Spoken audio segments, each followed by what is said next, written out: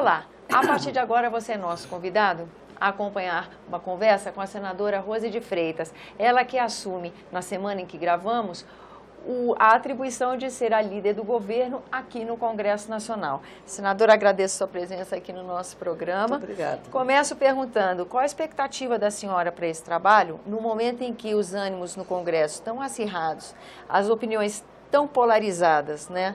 Como é que é fazer política, que é a arte do consenso, num momento polarizado como esse? Vou dizer que também ele é inédito na minha vida política, estou no 8º mandato. Mas de desafio a senhora gosta, né? A vida é um desafio, né? Permanente, todo dia, toda hora. Na política nós nunca não tivemos essa quadra da história que tivesse qualquer coisa parecida com esse momento, né?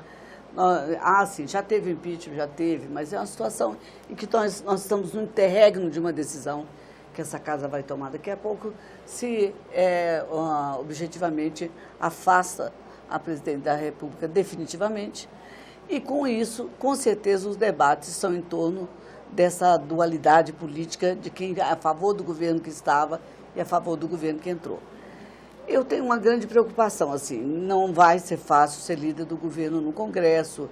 Eu pessoalmente passei por um momento difícil agora, por coincidência, logo em seguida vem essa incumbência. Eu me sinto preparada politicamente, eu vou dizer, como brasileira, para estar junto nessa luta. Mas é diferente, né? É uma luta diferente. Há uma provisoriedade no governo que aí está, que não é a provisoriedade do Brasil. O país não pode, nem o povo, nem suas necessidades, nem suas metas, pode ser tratado com provisoriedade. Nem o governo que está, embora tenha um tempo definido, vamos dizer, constitucional, se ele permanece, ele vai ficar até o final, até a próxima eleição. Mas tudo aquilo que for decidido agora, ou como foi decidido um pouco antes, tem o caráter da permanência das decisões que envolvem a vida do povo brasileiro, socialmente, politicamente e economicamente. Então não é fácil porque alguém disse assim, mas pode ser revista a posição em relação ao impeachment da presidente Dilma. Eu particularmente não acredito, mas suponhamos que isso fosse possível de acontecer.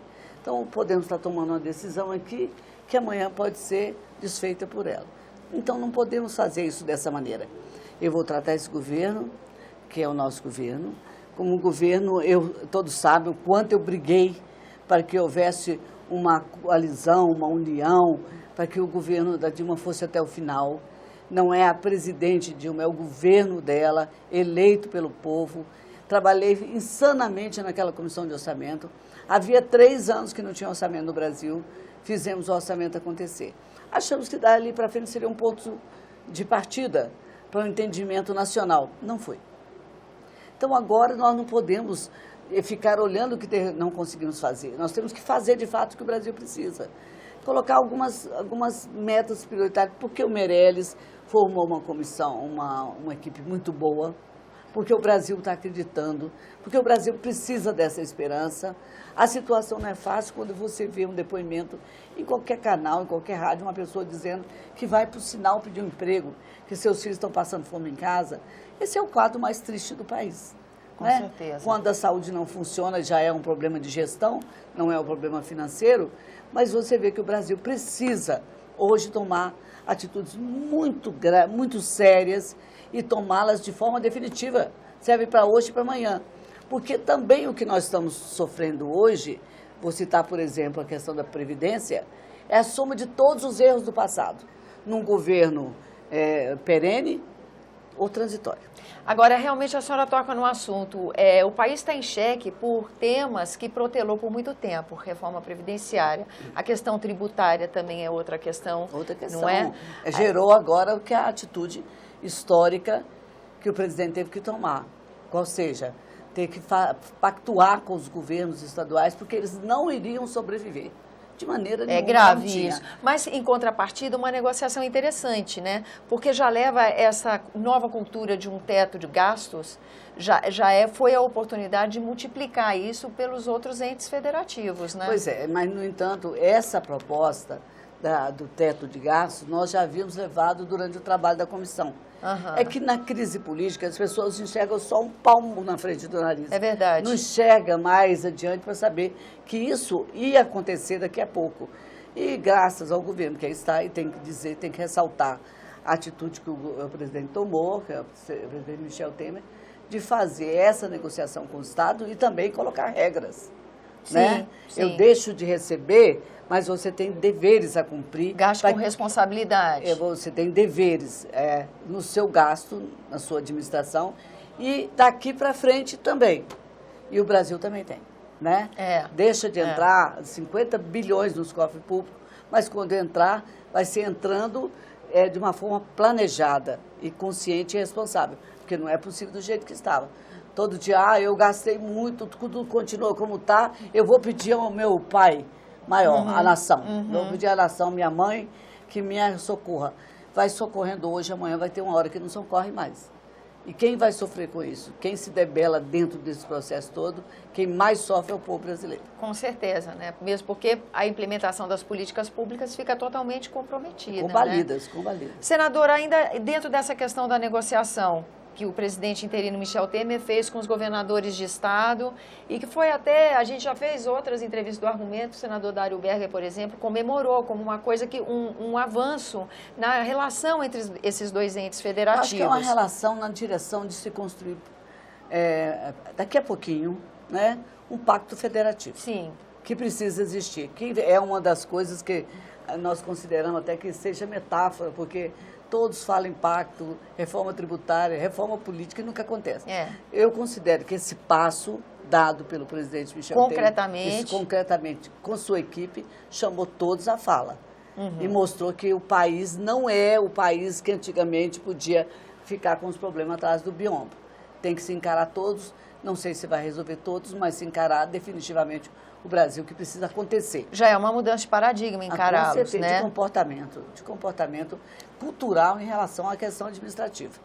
Como você vê todo ano, não chega a ser anualmente não, é semestralmente, toda hora, tem uma equipe da saúde dizendo, nós precisamos de mais dinheiro, nós construímos limites, nós colocamos como era a regra.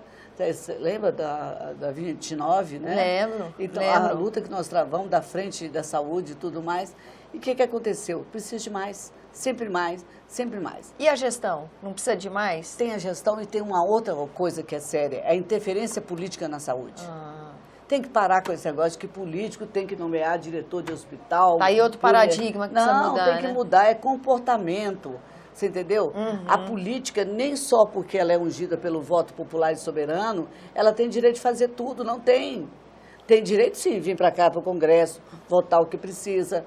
Eu peguei uma pauta, como líder, assim, emendando, e sem reclamar, que é meu dever trabalhar, peguei uma pauta que já tinham 10 medidas provisórias prorrogadas e perdendo prazo. Aí fiz um mutirão, instalamos as 10, né? E começar a trabalhar para colocar essa pauta em dia. O país precisa da ação do Congresso no sentido daquilo que o presidente tem que fazer.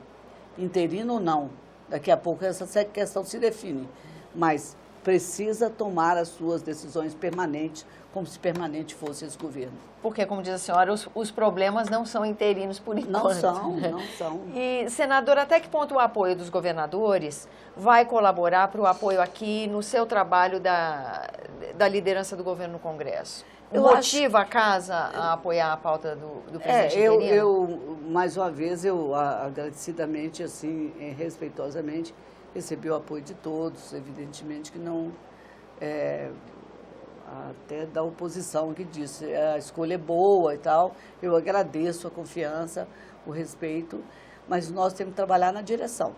Se todos nós pudermos olhar um pouco, né, o dia tem 24 horas, tirar meia hora para olhar na direção do Brasil, eu acho que o diálogo que a liderança do governo no Congresso Nacional vai ter entre Câmara e Senado e Poder Executivo, vai ser construtivo, e eu me disponho a isso. Eu tenho uma última pergunta, porque infelizmente nosso tempo é curto. A gente... Reivindicação para aumentar o tempo do programa.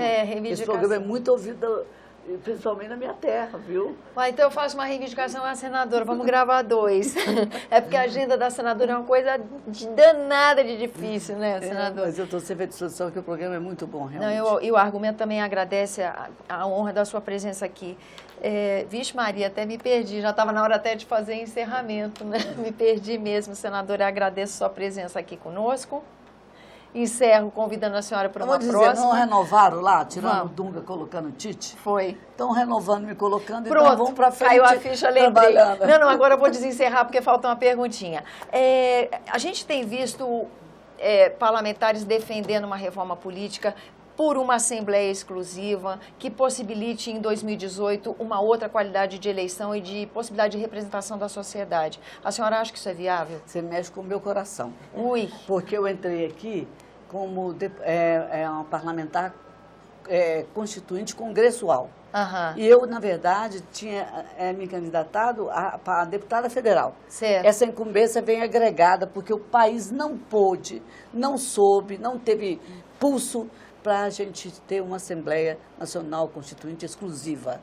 Então, agora precisamos mexer na reforma política. Sabe você, de perto, que toda vez que essa pauta chega aqui, tem muitas saídas.